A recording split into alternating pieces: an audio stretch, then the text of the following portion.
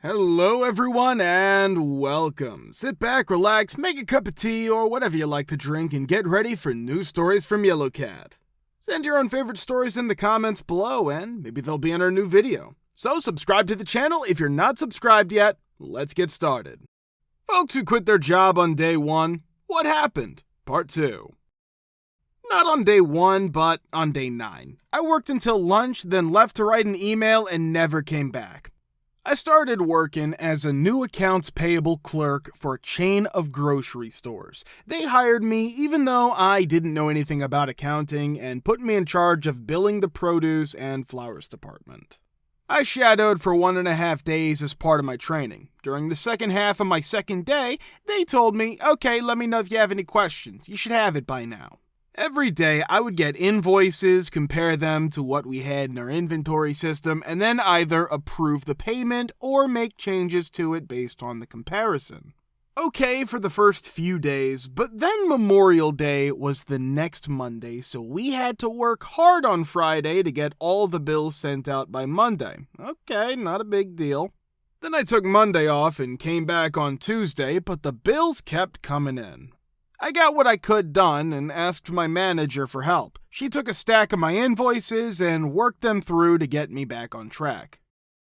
I think it was Wednesday that I got 2 bills for $10,000 worth of watermelons each. We couldn't find these melons in our inventory, so I asked my manager, hey, what's up with these? She tells me to leave them here while she makes some calls, which I do. After a short time, she comes back with the bill and says, I can't find them anywhere, but we probably got them. Go ahead and pay them. I mark them as paid and go about my day, but it starts to bother me. I feel like this company is happy to pay only $20,000 for something they probably already had, but that's how much I'll be making in 8 months. They could pay me more. While I'm making invoices, I think about this, and then I say to myself, I can't see myself doing this for the rest of my life. We only have so much time, so why would I want to do this for the rest of the day if I don't think I could do it for the rest of my life? Around 10:30, I decided I'm gonna leave for lunch and not come back. I walked down to the coffee shop where my now wife works and ran into a mutual friend who runs a restaurant. He told me, if you ever want a job, I've got room in the kitchen for you. It's funny you bring that up. Can I start Monday? I did. I was much happier right away, and I was still getting paid the same. My wife and I now own some of that coffee shop together. Time for a story. I was probably a little crazy because I had just come back from Iraq. Being on end-of-life leave meant I had to figure out what to do with my life. My girlfriend set me up with this job as a contractor so I could try it out and see if I liked it. We were fixing up this old building for the country with a bigger crew from the contractor. So he tries to beat me all day. He said, big strong army guy can't lift the bench when I asked for a team lift for this bench. Well, I guess I'll do it myself. I didn't say I couldn't lift it. I just said it was big and heavy, and guys who try to be tough ended up hurt in the end. Anyway, the contractor comes over after lunch and tells me that his 18-year-old son will be working with me. To be exact, his son will be in charge because it looks good on things like job applications, college applications, and so on. Whatever, doesn't bother me that much. This is just a job. Builder Dad's going to the emergency room to try to get some painkillers because he somehow hurt his back. This little pipsqueak keeps me busy all day. He doesn't do any work. All he does is sit on whatever pile of crap is lying around and give orders. The other guys aren't interested, so I guess this is something that every new guy has to go through. Gets down to business after about an hour. He's calling me, my mother, my girlfriend, and my service names that are hurtful. He's joking about soldiers who have died. Because this kid is so stupid, I already know I'm gonna kick the living crap out of him when he's alone with me. I don't tell him to stop because he's old enough to understand what he's saying, and telling him you're being a little S won't hurt him as much as breaking something. The pip says, hey dum-dum, get in the truck. We need to go feed my horses right now. And I'm happy to do what he says. To be clear, nobody around here has a horse. That's something only wealthy people can afford. It all makes sense now. Now we're at the private stable. When I look around, no one's there during the week, and I can't see any cameras. "You little army girl, pick up that bale of hay and follow me," he tells me one last time. Remember that I was really crazy because I had just come back from Iraq. These days, I know this is wrong and don't act this way anymore. I know it was wrong and I wish I had behaved like a grown-up. That's why I hit that kid. Also, I didn't mean I hit him like a girl hitting her boyfriend for being rude. I hit him hard like a man would. I hit him hard like a Russian and slapped him. I slapped him so hard, it lifted him off his feet, and the first thing that touched the earth afterwards was his head. I didn't say a word, nothing. I picked up the kid, put him in the truck, and drove back to the construction site when it was all done. He cried the whole way home. I walked away after parking the truck and leaving the keys in the ignition. I told my girlfriend that I thought I was going to jail when I got home. Never heard from the construction company, never heard from the police. Decided that construction probably wasn't for me. I went to an interview for a job that turned out to be a scam to get people to do work for free. When I found out what was going on, they tried to trick me into taking the job the day of the interview. Company was basically hiring for an administrative role because they sold security systems for storefronts. It was obviously a scam, so there wasn't much information. Turned out to be door-to-door sales about third-party security systems. Even though I was very suspicious during the interview, I went through with it because I needed the job. It was a presentation about the job that was given to me and a couple of other guys my age, red, young, and inexperienced. We were told how great the product was and how much money we could make selling it. After about half the pitch, I finally realized that this is a commission-only sales job. Not interested. I'm not interested unless you give me a base wage. When their weird PowerPoint presentation was over, the person in charge of the session tried to get me, the other two guys, and himself all fired up to make sales. All of us. So we'll partner you up with one of our regular reps and you're about to go out and make so much money.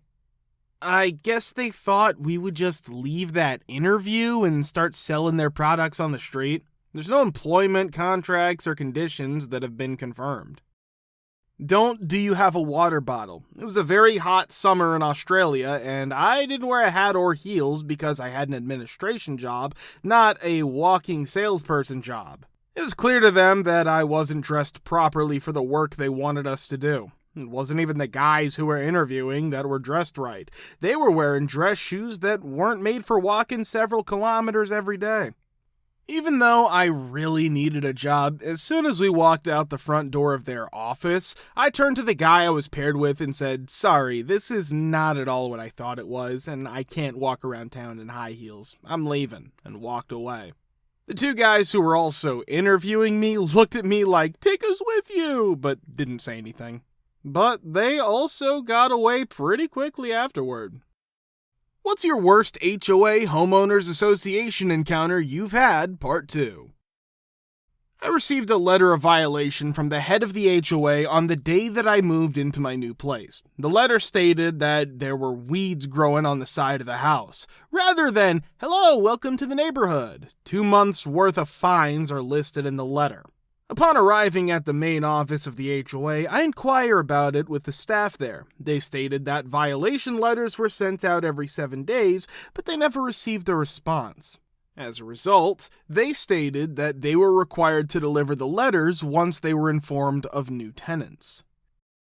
After that, they informed me that in order to make amends, I would be required to pay a fine of almost $1,000. Regarding the matter, I contacted our real estate agent, and they assured me that they would resolve it. The following day, I weeded out the undergrowth and resolved the problems.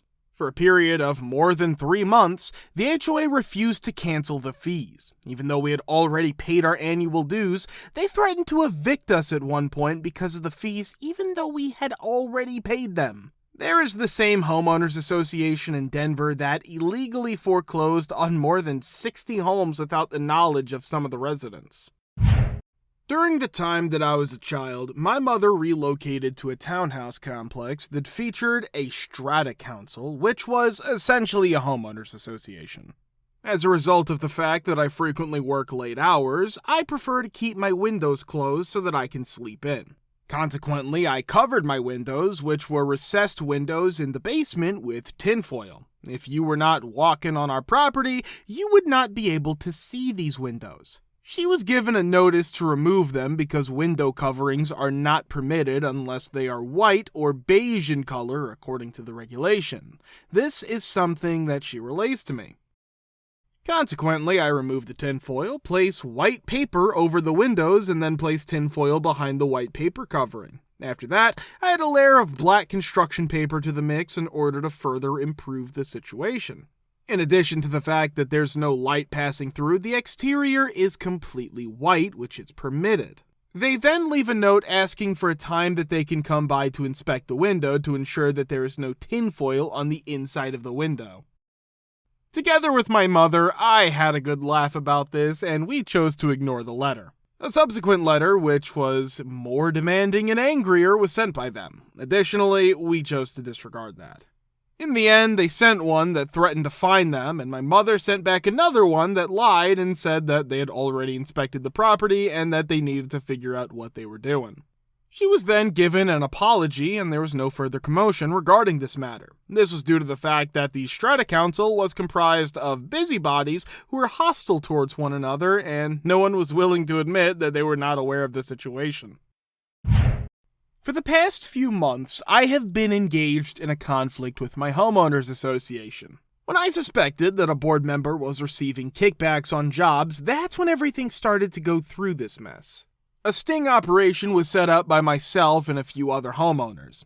An acquaintance of the family who is also a licensed contractor submitted a bid for the work. During the conversation, the president made it clear that any job approval requires a 10% overbid deposit if you want the work. The president invited him over, and during the conversation, the president made this statement. Although he did record on his phone, we are in a state that requires consent from both parties, so we're unable to use the recording.